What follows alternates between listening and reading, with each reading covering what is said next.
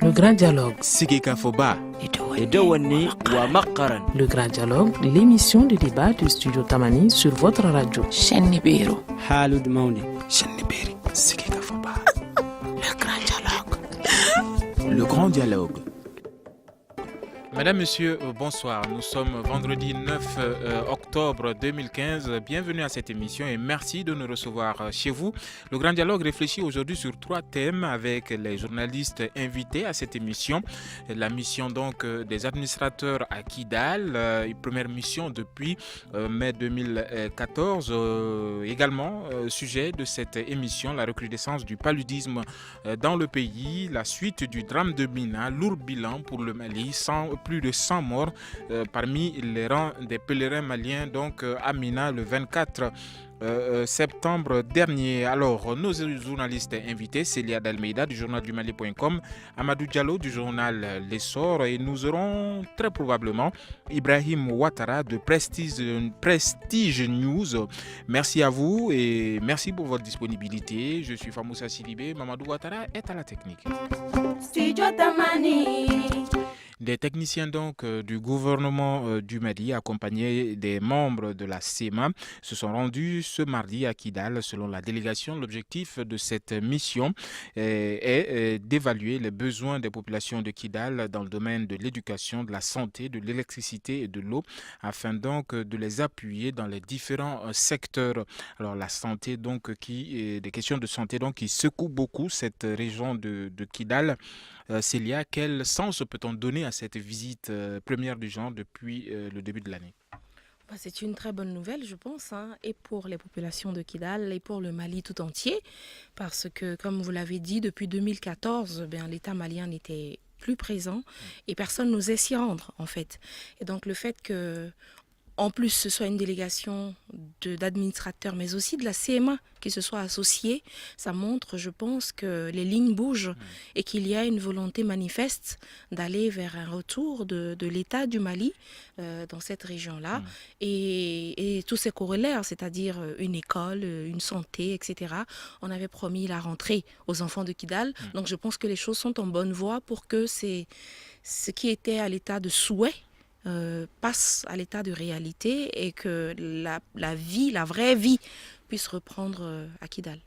Merci beaucoup Célia. Alors Amadou Diallo du journal L'Essor, quel sens donnez-vous à cette visite, à cette mission du gouvernement du Mali à Kidal? Merci Cécile B. Excusez-moi. Ça c'est une très bonne chose. Mais ce matin quand j'écoutais RFI, alors, il y a un leader du mouvement qui disait de la CEMA, ma terminologie, ce n'est pas la CEMA. Ma terminologie, c'est la CEMAC, la coordination des mouvements armés de Kidal. C'est ça ma terminologie. Parce que moi, je ne crois pas à cette histoire. Bon, pour dire que ce matin, quand j'écoutais RFI, un leader parlait que la population n'était pas 100% d'accord avec cette idée, cette démarche du gouvernement. Bon, ça m'a un peu choqué. Parce que, vu l'état de délabrement qu'ils ont provoqué à Kidal et dans les villes qui vont être concernées par la visite de la délégation, et la réaction, c'est comme si ces gens-là ne veulent pas vraiment la paix pour leurs propres frères et leurs propres sœurs. Quelle que soit la situation, ça ne devait pas sortir de leur bouche. Ça, c'est mon point de vue. Je crois qu'aujourd'hui, les gens sont réellement dans les besoins. Depuis combien de jours, il n'y a plus de courant à Kidal. L'eau, c'est un problème. Or, à Kidal, depuis, c'était les 4B, comme a été aimé à dire, les bidons pour le problème d'eau. Donc, quand il y a des solutions à apporter, on doit se presser pour accompagner cette initiative. Parce que surtout que le gouvernement du Mali est accompagné dans cette mission par des partenaires qui ont un moment, quelle que soit la situation, mais qui ont un moment qui les ont soutenus dans leur aventure. Mais aujourd'hui, ces partenaires ont compris que au-delà de ces leaders qui sont plutôt attachés à leur propre ego, il y a une population qui souffre. Et c'est à cette population que cette aide est adressée. À mon avis, il devait accompagner ça avec des applaudissements et faire taire tous les petites rancœurs, disons, qu'ils ont et les ressentiments qu'ils ont par rapport à la situation. D'accord. Alors, Merci beaucoup, Diallo. Alors, Célia, les deux priorités, il faut savoir, de cette mission, c'est la réouverture des classes et le règlement peut-être de la question sanitaire. Mais d'abord, le défi de la réouverture des classes, comment est-ce que vous le voyez? Le grand frère l'a dit tout à l'heure, je pense que c'est très clair que la population de Kidal est en attente. Quels que soient les discours qu'on fait sur la scène politique, il y a la réalité du terrain. Et la réalité, c'est que les gens à Kidal sont dans le dénuement total. Quand il y a des manifestations, on le voit bien, il y a une dizaine de personnes qui sortent. Et généralement, ce sont les proches de un tel ou de un tel. Mais la vraie population, la grande majorité de la population reste terrée chez elle parce qu'elle est brimée d'abord dans sa liberté, dans son droit tout simplement de s'exprimer, de dire non, je ne suis pas d'accord avec cette situation. Donc je pense que le fait que l'État malien montre que non, nous ne nous avons pas abandonné, parce que c'est le langage qui leur est tenu en fait. Bamako n'a aucun souci de vous. La preuve, ils ne viennent pas. Ils ne veulent pas que la situation se règle, etc. Donc le fait que cette démarche-là a été faite, je pense, va redonner un peu de courage aux populations de Kidal, parce qu'il ne faut pas oublier aussi que tout le monde n'est pas dans la ville de Kidal. Il y a beaucoup de hameaux autour qui, justement pour l'école, les enfants convergent vers la ville de Kidal pour venir étudier. Donc je pense que c'est une très bonne nouvelle, cette question de réouverture des classes, parce que ça va permettre de poser les familles, ça va permettre aux enfants de ne plus se retrouver dans les rues, de ne plus être vulnérables pour ces gens-là qui les utilisent comme enfants soldats, parce que c'est une réalité aussi du terrain. Et je pense que ces enfants-là, je crois que le ministère de l'Éducation a décidé que la première leçon de la rentrée serait sur la paix. Et je pense que ça va être toute une symbolique de cette première leçon d'ouverture des classes à Kidal, qui soit sur la paix. Et ça va peut-être renouveler les esprits, de sorte que les uns et les autres, et on le dit souvent, les enfants éduquent les parents, les uns et les autres puissent aller vers cette paix-là que je suis certaine que la population de Kidal demande encore plus que nous qui sommes ici à Bamako. Merci Célia. Alors Diallo, il y a quelques années déjà que les portes des écoles étaient fermées à Kidal. Aujourd'hui, il y a un vent d'espoir qui souffle donc sur la région par rapport à la réouverture des écoles. Comment voyez-vous ce défi? Comment voyez-vous la concrétisation de cette question? Oui, comme je l'ai dit tantôt, ça dit qu'il appartient à la communauté internationale, une partie qui soutient ces aventuriers, de comprendre que la population de Kidal, je ne parle pas de la ville de Kidal, mais de toute la région de Kidal, est forte. Leur demande est forte. Moi, j'ai vu des images. C'était lors de la tournée du chef d'état-major des armées à Tessalit, à Guelok, à Bebara, à Kidal, qui n'a peut-être pas été diffusée sur la télévision nationale. Mais cette image est parlante. Vu l'engouement de la population à accueillir cette délégation militaire, ça dit tout, ça en dit long sur l'attente de la population. C'est une population en réalité qui a été prise en otage par un groupuscule d'individus qui visent simplement leur intérêt individuel et au nom de la population, d'une population à qui on ne donne pas la parole. On refuse la parole à la population de Kidal. La preuve, chaque fois, on sait lire les images. Les images que TV5 ou bien France 24 souvent diffusent, on sent qu'on fait un montage de l'image tel que ça se concentre et montrer qu'il y a... alors qu'en réalité, quand on éclate l'image, on sent que ces gens-là ne sont pas soutenus par la majorité de la population. Ça veut dire que la population attend de pied ferme l'ouverture de l'école. Et c'est une très bonne chose que vraiment le gouvernement s'engage à fond parce qu'il y va de sa responsabilité. D'accord. Merci Diallo. Alors, Célia. Oui, je voudrais juste rebondir peut-être sur l'aspect organisationnel de cette histoire. Je pense que les dispositions ont été prises depuis plusieurs mois. Et c'est la recrudescence de la violence au niveau d'Anefis, Emenaka, etc., qui avait un peu freiné les choses. Donc, côté disposition logistique, je pense qu'ils sont plus ou moins prêts pour le retour de l'école. Il y a des enseignants à Kidal, des gens qui ne sont pas partis. Il y a des autochtones de Kidal qui ont la capacité de prendre en charge les classes. Maintenant, comme le grand frère l'a dit tout à l'heure, Amadou, il y a cet appui de la communauté internationale. Le Mali est un État qui se relève lentement, et on sait que l'école, ça coûte de l'argent. Donc si on veut vraiment soutenir le Mali aussi pour le retour vers la paix, c'est soutenir son école, et particulièrement son école dans la région de Kidal, pour que les gens puissent avoir les moyens de tout simplement payer les enseignants. S'il n'y en a pas suffisamment, qu'on puisse en délocaliser et qu'on donne envie aux enseignants de la région de Mopti, de la région de Gao, d'aller vers Kidal avec des petites primes, etc., de sorte que les gens puissent aller réellement et que cette ouverture de classe ne soit pas juste un effet d'annonce. On va les voir à la télé et après les classes vont fermer. D'accord. Alors justement sur cette question également de santé, Kidal fait face aujourd'hui à quelques épidémies. Comment est-ce que vous voyez l'action de la MINUSMA conjuguée à celle du gouvernement du Mali par rapport à cette question de santé à Kidal? Bon, je pense que dans un État justement en guerre, parce que quoi qu'on dise, c'est ça la vérité, hein, dans un État en guerre, tout est prioritaire. D'accord, tout est prioritaire. On vient de parler de la question de l'école, la question de la sécurité est là, la question sanitaire est là. Et la MINUSMA a un mandat effectivement d'appuyer les autorités maliennes dans leurs actions pour garantir la sécurité des populations. Et les questions de santé peuvent déboucher sur des questions de sécurité. D'accord, donc la MINUSMA qui se tient aux côtés de l'État malien, je pense que ça se comprend, ça se justifie.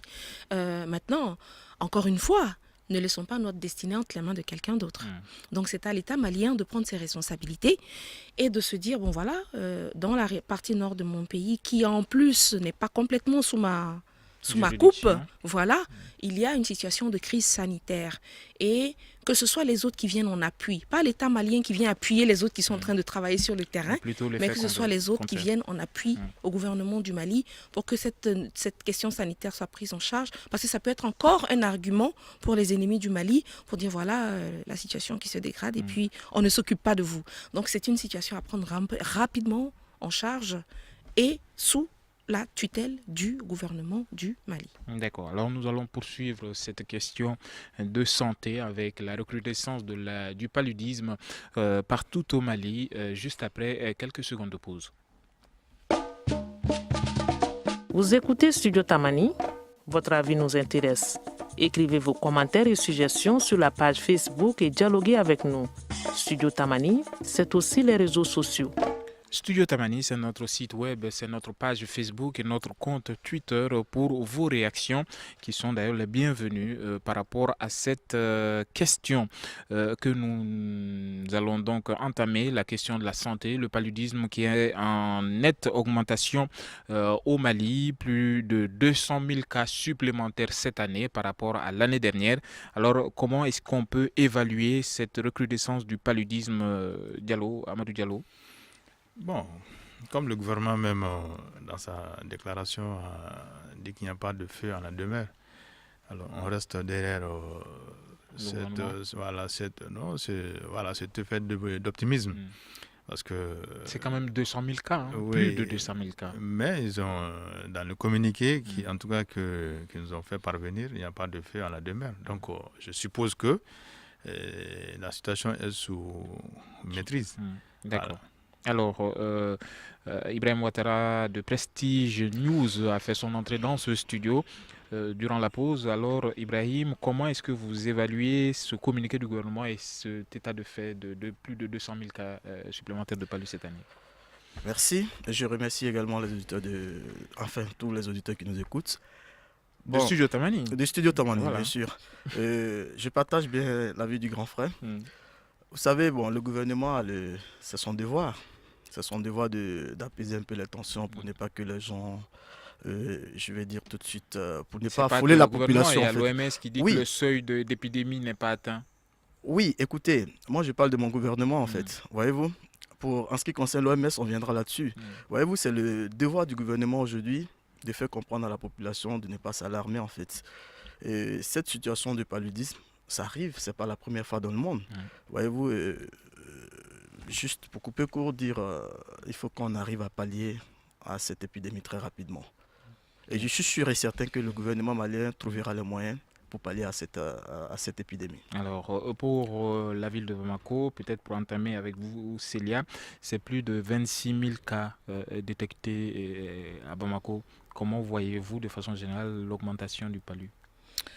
L'augmentation du palu, parce que nous ne voulons pas changer nos habitudes. Tout simplement. Parce que nous allons construire nos maisons dans des zones marécageuses alors qu'on ne doit pas y construire de maisons. Tout simplement. Parce que nous continuons... Faute d'avoir mieux. Oui, on a toujours mieux quand on veut. On a toujours mieux quand on veut. C'est-à-dire que quand l'État propose des solutions, mais l'État c'est qui? L'État c'est vous, l'État c'est moi. D'accord? L'État c'est Amadou, c'est Ouattara, c'est nous tous, l'État. Et donc, quand il y a une situation de crise, qui doit y faire face? Eh bien, c'est nous tous. D'accord? L'État ne va pas aller chercher un enfant malade chez son parent pour l'amener à l'hôpital. Je pense que la raison avancée, c'est la pluviométrie très abondante qui a favorisé la prolifération des moustiques. Mais s'il n'y a pas d'eau stagnante, il pleut beaucoup aux États-Unis aussi. D'accord? Il pleut beaucoup, je ne sais pas moi, au Burkina Faso. Où on voit difficilement la terre quand on se promène dans les rues. Donc, également. Donc, oui, peut-être. Il y a des zones où on voit aussi beaucoup la terre. Hein. Il ne faut pas se cantonner à ce qu'on voit dans les films. Hein. Il y a des zones rurales aux États-Unis où vous faites 5 km à la ronde, vous ne voyez pas un immeuble à 3 étages. Hein. Ça existe. Donc, je pense que c'est à nous, en fait, pour sortir un peu du débat. Est-ce que l'État va bien gérer? L'État, il a le devoir de gérer de toutes les façons. Il a le devoir de gérer. C'est son travail. C'est pour ça que nous payons nos impôts. Et c'est son devoir de gérer les cas. Les gens arrivent à l'hôpital, on doit les soigner. On doit tout faire en sorte pour que les enfants ne meurent pas de palu. Pour que les cas n'arrivent pas au neuropalu et qu'on se retrouve avec des fours remplis nos rues. Voilà, bon, ça c'est le travail de l'État. Mais à nous tous, notre travail, c'est de faire en sorte que les conditions qui créent le palu soient le plus minimisées possible. Et ça, c'est faisable. C'est juste une question de volonté, que chacun dans sa famille se dise, la rigole devant chez moi, le caniveau ne doit pas rester ouvert. Si tu n'as pas les moyens de faire du ciment, vous mettez des planches. Les jeunes qui s'asseyent là-bas pour boire le thé, toute la soirée, sont piqués par les moustiques et pourtant, ils sont assis là-bas. Les moustiques sont en train de les piquer. Ils commencent à avoir mal à la tête, ils sont assis à la maison, bon, mais ils sont assis là, ils attendent que ça s'aggrave avant d'aller. Vous voyez, c'est une question de mentalité qu'il faut que nous fassions évoluer. Il est grand temps. Le Mali n'est pas un pays pauvre. Le Mali est rempli de gens intelligents, de gens battants, de gens qui veulent avancer. Il nous suffit juste cette petite étincelle-là que nous nous disions, ah tiens ça, ce n'est pas bien pour moi. Et au lieu d'attendre que ce soit l'État, parce que l'État, excusez-moi, ce n'est pas le président Ibeka, l'État c'est nous, les citoyens, que nous nous prenions en main pour éviter les raisons. Et puis, l'État pourra gérer, même si c'est 1 million de cas, on pourra les gérer. Inch'Allah, ça alors pour aller pas. dans le même sens, ce communiqué donc du gouvernement qui a annoncé l'augmentation du palu au Mali a également énuméré un certain nombre de mesures portant donc la réduction et la lutte contre le paludisme, notamment l'utilisation et la distribution de plus de 6 millions de moustiquaires dans différentes régions donc, du pays. Alors, Célia parlait tout à l'heure de volonté et de changement d'attitude, Ibrahim Ouattara. Oui. Qu'est-ce que vous en pensez? Je suis tout à fait d'accord avec elle. Le changement de comportement doit être de mise, mon frère. Vous voyez, nous sommes dans un environnement où nous essayons toujours de rejeter certaines responsabilités à nos autorités. On ne se met même pas en cause pourquoi ceci est arrivé. Même à la maison, quand quelqu'un est malade, excusez-moi du thème tout de suite, il rejette la responsabilité à l'autorité. Voyez-vous, allez-y un peu dans les quartiers, dans les bas quartiers surtout. Mais je vous dis que à partir de 17h30, 18h, c'est le moustique partout. À Balabrou peut-être, non? Non, je n'ai pas dit à Balabrou. Même à la cité du Niger, le fleuve est tout sale là-bas. Même à la CI 2000, je vous dis. Même à la CI 2000. Surtout pas à Bouba. Justement. Donc, pour vous dire une fois de plus que il faut que, c'est-à-dire nous qui sommes les citoyens, nous qui sommes la population, il faudrait que nous prenions nos responsabilités. Essayer d'assainir notre environnement là où on vit. Ça ne coûte rien du tout d'assainir sa maison ou alors son local. Voyez-vous, je vais vous donner un exemple. À Banconi, il y a des personnes qui jusque-là, au 21e siècle ici, quand ils prennent leur douche, l'eau coule dans les ruelles. Et ça, c'est pas qu'à Banconi, c'est dans plusieurs quartiers. Je donne un exemple parmi tant d'autres en fait, que je connais, parce que Banconi, c'est là où se trouve ma grande famille. Peut-être qu'il habite là-bas, il veut pas qu'on Non, je sais de quoi je parle, voyez-vous. Donc aujourd'hui, il faudrait que le Malien se pose cette question. Qu'est-ce que je peux faire pour éviter beaucoup de choses? Qu'est-ce que je peux faire pour l'avancement, pour le développement de ce pays? Qu'est-ce que nous pouvons faire pour soutenir nos autorités qui se battent au quotidien pour notre bien-être? Voilà. Merci beaucoup Ibrahim Ouattara de Prestige News, j'y arrive. Alors Amadou Diallo du journal de l'Essor, j'allais vous attribuer donc le titre de journaliste à journaldumali.com. Alors, pourquoi pas? Alors revenons un peu sur cette distribution de moustiquaires imprégnés. Plus de 6 millions de moustiquaires imprégnés distribués cette année, mais malgré tout une augmentation significative. Je souscris évidemment à mes prédécesseurs. C'est-à-dire que c'est juste une question de comportement. Sinon, moustiquaire, ça a été vraiment distribué.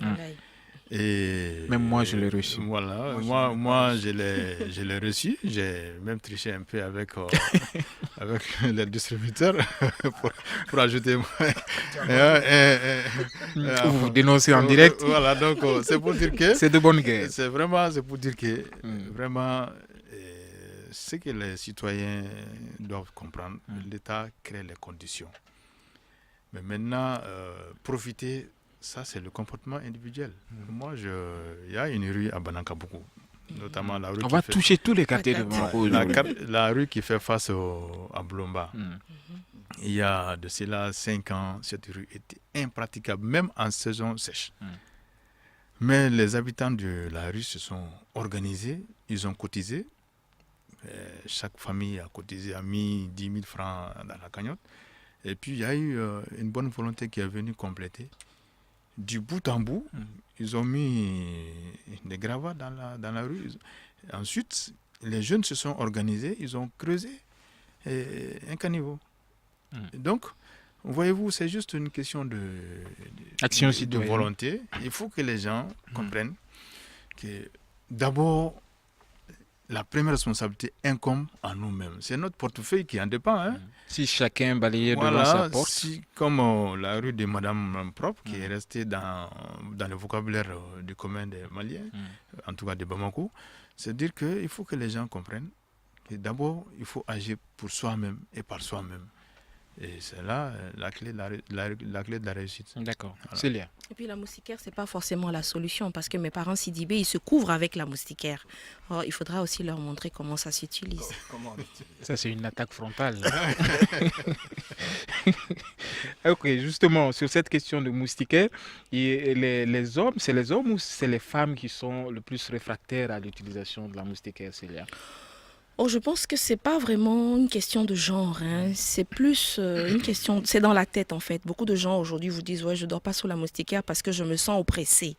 Bon, c'est dans la tête. Il faut qu'on mette dans la balance le rapport bénéfice et inconvénient.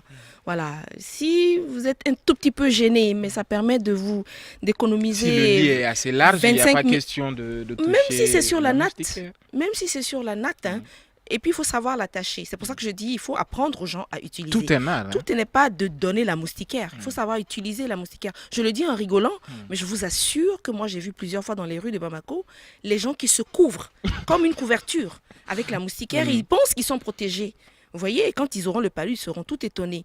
Donc, il faut aussi une question d'éducation autour pour que les gens comprennent. La maman qui vient prendre la moustiquaire au centre de santé au moment de sa consultation prénatale ou bien quand elle amène son bébé, qu'elle comprenne qu'il vaut mieux pour elle de se coucher sur la moustiquaire que de la revendre à 2000 francs. C'est des situations comme ça que nous vivons. Et je pense que si on comptabilise le nombre de moustiquaires qu'on a distribués au Mali depuis une dizaine d'années, chaque Malien doit en avoir au moins 3.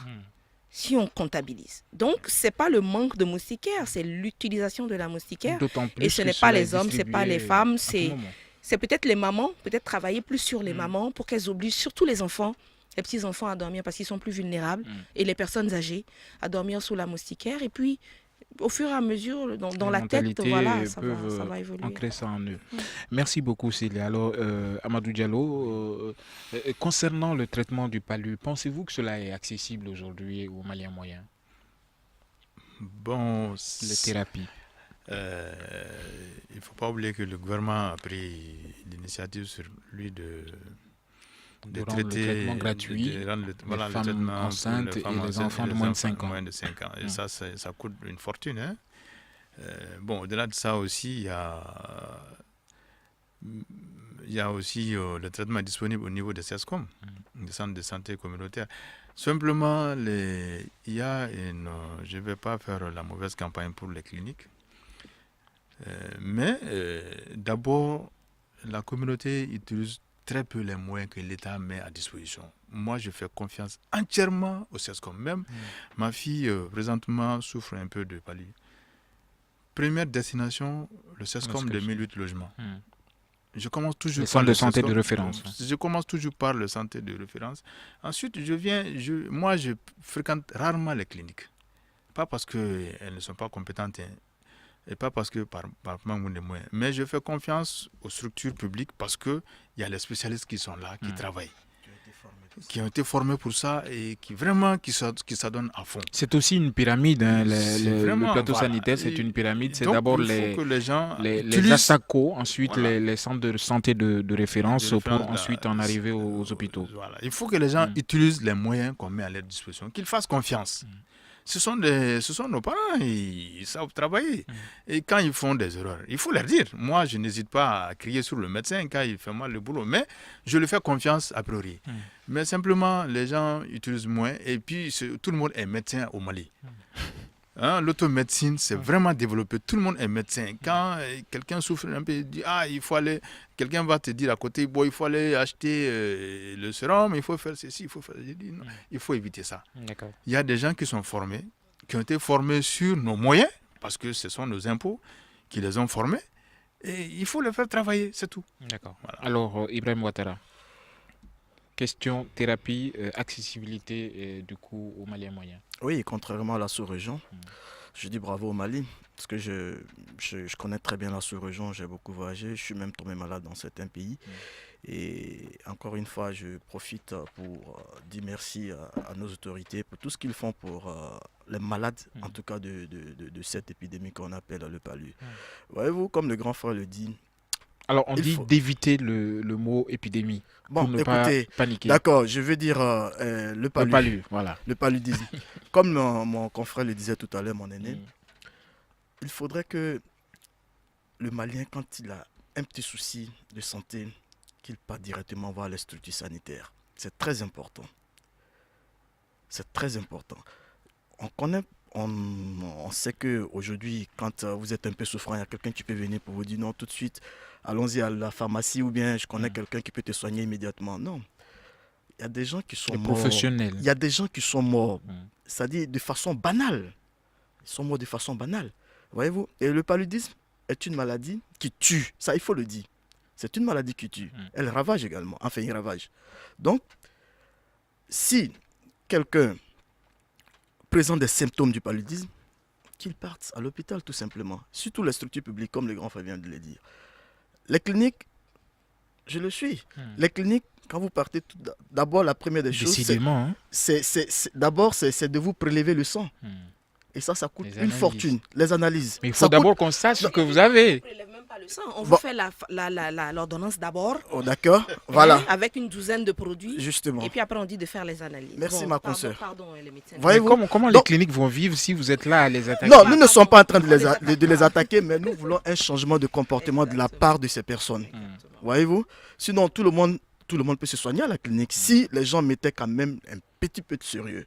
Voyez-vous? Donc, je pense que quand quelqu'un est malade, pour me résumer, il faudrait que la personne s'adresse directement au centre de santé. Voilà, donc, alors, Célia, je vous passe la parole juste après la pause.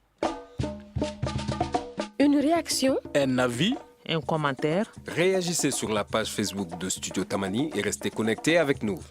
Studio Tamani sur les réseaux sociaux pour vous faire entendre. Studio Tamani, c'est aussi notre site web www.studiotamani en un seul mot.org. Alors, nous allons boucler le sujet du paludisme avec vous, Célia, qui souhaitait réagir avant la pause. Alors, je vous donne la parole. Oui, par rapport à ce que mon confrère Ouattara était en train de dire, c'est que on s'est transformé en médecin ici aujourd'hui pour dire aussi qu'il y a le problème de l'automédication qui est vraiment un problème très sérieux parce que les gens ne prennent pas la peine de chercher la source de quoi ils souffrent. Et puis nous tous, on est tous comme ça. Quand tu prends le médicament, quand on se sent un tout petit peu mieux, on arrête le traitement. Voilà. Et donc je pense qu'il y a un effort à faire. Et ça, effectivement, comme vous parliez des mamans tout à l'heure, il y a un effort particulier du côté des mamans pour continuer leur éducation, leur sensibilisation, pour qu'elles sachent que quand mon enfant a la fièvre et que sa température dépasse tel seuil, il faut que je l'amène à l'hôpital. Les enfants tombent tout le temps malades. Mais il faut qu'on arrête de banaliser la maladie. Il y a des gosses qui sont morts parce que leurs parents ont dit non, c'est la poussée dentaire, alors que c'était un palud chronique que l'enfant était en train de faire. Donc avoir ce réflexe-là, que ce soit à l'hôpital public, que ce soit en clinique, je ne veux pas forcément jeter la pierre, mais qu'on ait ce réflexe-là, quand quelque chose de pas normal se passe, de ne pas penser à l'argent, de penser à la santé de l'enfant et à sa survie, ou du malade tout simplement. On est trop dans « ça coûte cher, ça coûte cher », et après on utilise cet argent-là pour faire les funérailles, ce qui est une aberration totale. Alors justement, toujours sur cette question du palu, il y a cette particularité des deux régions, en plus de Bamako, qui ont donc été fortement touchées. C'est la région de Tombouctou et la région de Gao, pardon, et la région de Gao ou Tombouctou, Gao, hein? Non, c'est Gao. Gao et Kidal, qui en plus de Bamako sont donc fortement touchés par cette augmentation du paludisme donc, au Mali. Mais je voudrais revenir sur cette particularité de Mopti qui se trouve entre les eaux, a échappé à cette augmentation, Célia. Pourquoi? Peut-être que les bozos de Mopti sont très forts pour attraper les moustiques. Ouais, je ne sais pas trop, je pense peut-être à force d'utiliser les moustiquaires, de sensibilisation également. Et puis les eaux qui sont là-bas ne sont pas des eaux simples, c'est les eaux de la riziculture, il y a beaucoup de produits dedans, donc je ne pense pas que les moustiques prolifèrent comme ça proliférerait ailleurs. Donc c'est une forme de moustiquaire imprégné. Ouais, voilà, en quelque sorte, quoique plus dangereuse. Mais je pense aussi qu'à Gao, il a énormément plu cette année. Il y a eu beaucoup de pluie et Gao est une ville connue. Il y a eu également des inondations. Voilà, Gao est une ville connue pour son problème d'évacuation d'eau. Donc les mares se forment très très rapidement et si les pluies s'enchaînent, eh bien les mares deviennent des petits fleuves et puis ça stagne et puis le paludisme. Et quand c'est une population qui n'est pas préparée à ça, vous voyez les Bellas, ils dorment tous sous des tentes, c'est la moustiquaire, c'est pas leur souci. Attention. Mais c'est la vérité. J'ai été à Gao à plusieurs reprises, je ne fais que dire ce que... Ici. Mais c'est la vérité. Les Bellas et les Peuls, ils dorment sous les tentes. C'est la vérité. N'est-ce pas? Oui, c'est ça.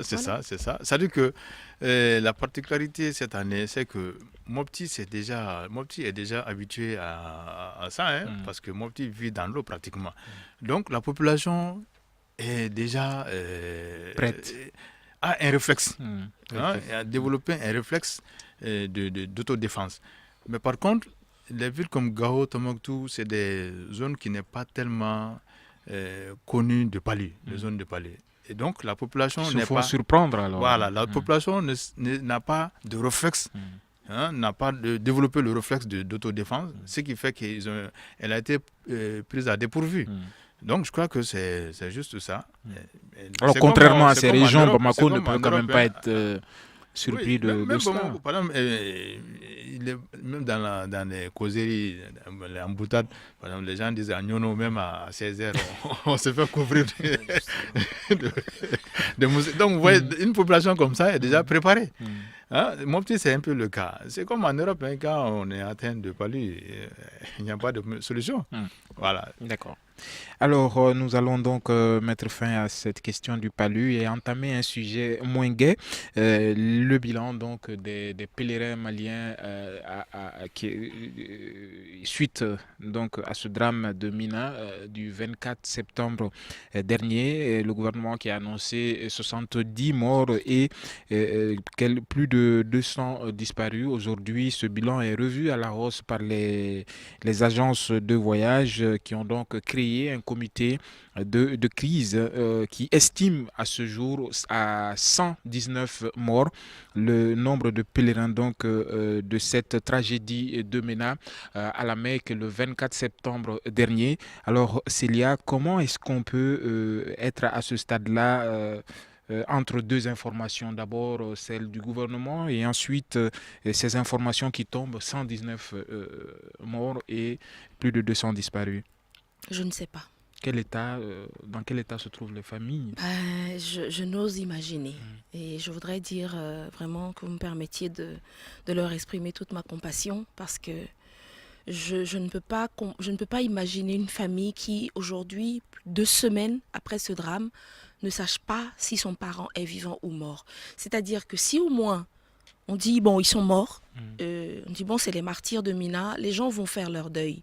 Au jour d'aujourd'hui, on maintient l'espoir. On est en train de dire aux gens, oh, bah, peut-être qu'ils sont toujours blessés, oh, bah, peut-être qu'ils sont dans les hôpitaux, oh, bah, on ne sait pas. On va chercher, on continue de chercher. Et donc, je vous assure qu'il y a des familles à qui on a dit ça, mais qui ont fait appeler l'imam et qui ont fait réciter le Coran et que pour eux, c'est fini. Vous voyez? Je me dis, c'est un drame humain, mais extraordinaire. Et la douleur de ces familles, d'ailleurs, il y a un comité qui s'est constitué, je pense qu'ils étaient sur votre plateau aujourd'hui, des gens qui se disent, non, on ne va pas s'asseoir et attendre. Parce que c'est ça, c'est ce qu'on leur demande. Asseyez-vous, attendez, nous on va chercher et puis on viendra vous dire. Et c'est la pire des attentes, c'est une attente mais inhumaine. Et j'espère vraiment que tout est fait pour que cette attente-là soit la plus courte possible. Elle a déjà trop duré. Pour que les familles soient fixées. Il y a des photos qui circulent partout. Devant les hôpitaux, il y a des photos des gens qui sont dans les hôpitaux. Les familles ont les photos de leurs parents.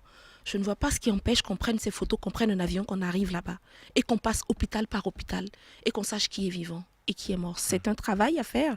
D'autres pays l'ont fait et l'ont terminé. Et le Mali a les moyens de le faire, il faut qu'on le fasse. Alors, faut-il déjà entamer le deuil pour les familles, vu que ces corps ne seront pas rapatriés donc, dans les pays comme le Mali? Pourquoi c'est ce que les uns et les autres ont décidé, sauf demande expresse des familles. Ces corps seront donc enterrés sur place, donc à Mina. Alors, le Haut Conseil islamique du Mali a voulu rassurer les familles en disant qu'il ne faut pas forcément placer les disparus parmi les morts. Il faut scruter l'horizon donc des hôpitaux et que peut-être ces pèlerins sont en état donc de choc ou ne peuvent tout simplement pas s'exprimer pour dire d'où ils sont. Alors, dans cette question assez préoccupante, comment est-ce qu'on peut soulager les familles, Amadou Diallo? Bon, soulager, c'est très difficile, hein? C'est des pertes en vie humaine. Simplement, bon, mais moi, je crois que le consulat d'Arabie Saoudite au Mali a une part de responsabilité. Dans ce genre de situation, il devait avoir un bureau d'information permanent et un bureau, vraiment un bureau d'accueil. Alors, si je ne m'abuse, cela est déjà en place. Les familles peuvent contacter le bureau sur place pour avoir des informations. En Arabie Saoudite. Combien de personnes ont les moyens d'appeler l'Arabie Saoudite tous les jours?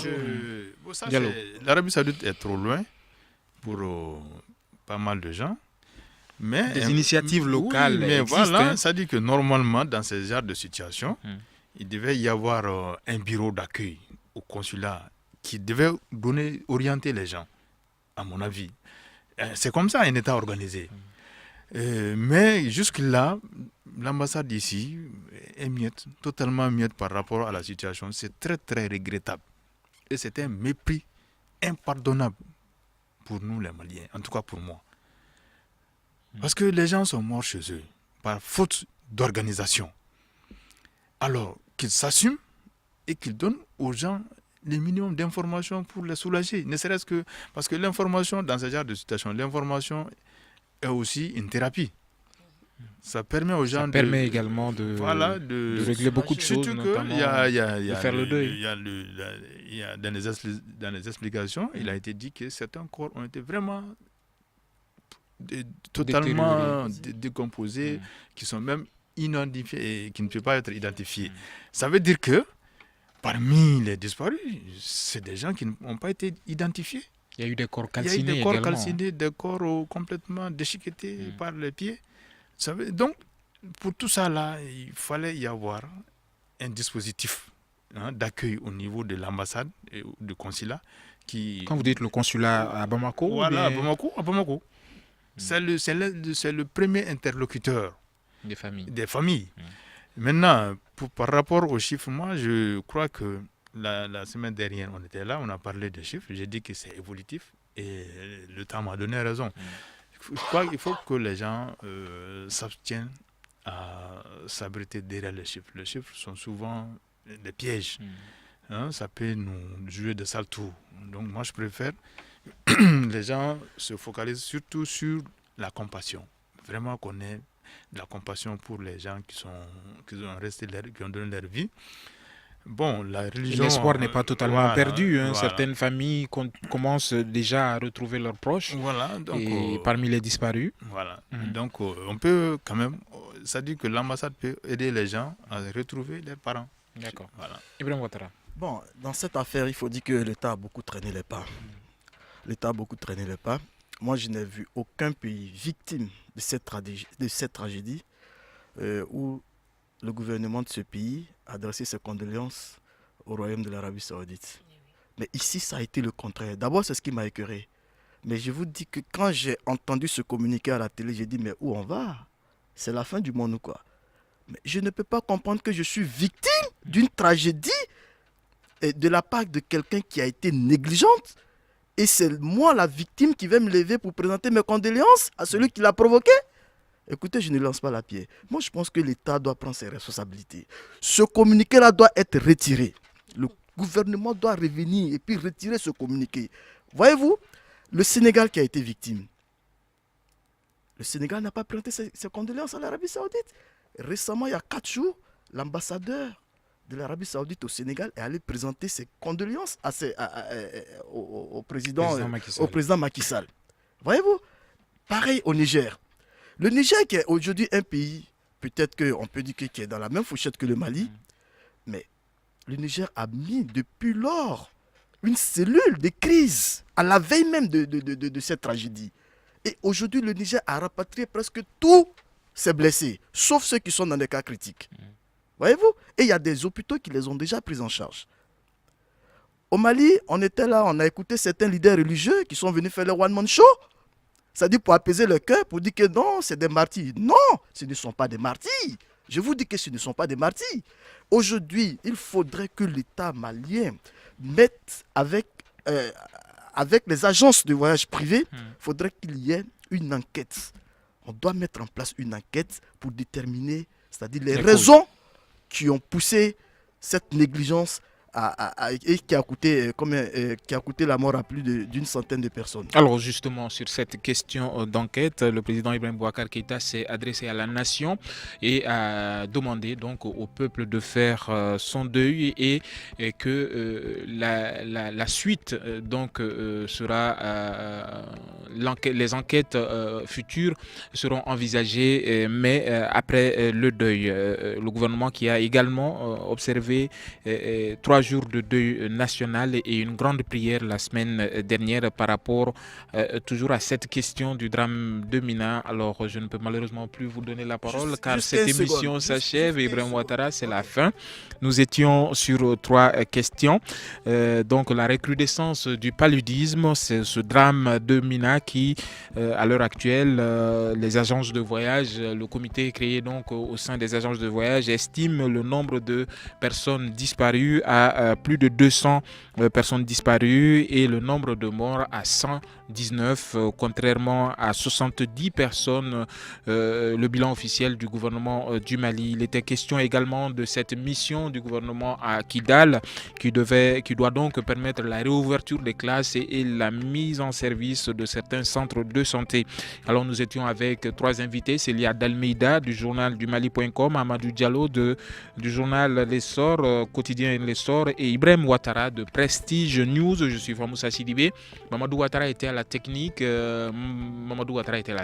Célia hausse la tête, c'est bien lui.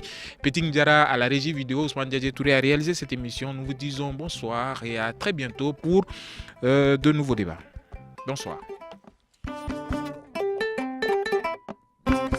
Le Grand Dialogue. Le Grand Dialogue, l'émission de débat du Studio Tamani sur votre radio.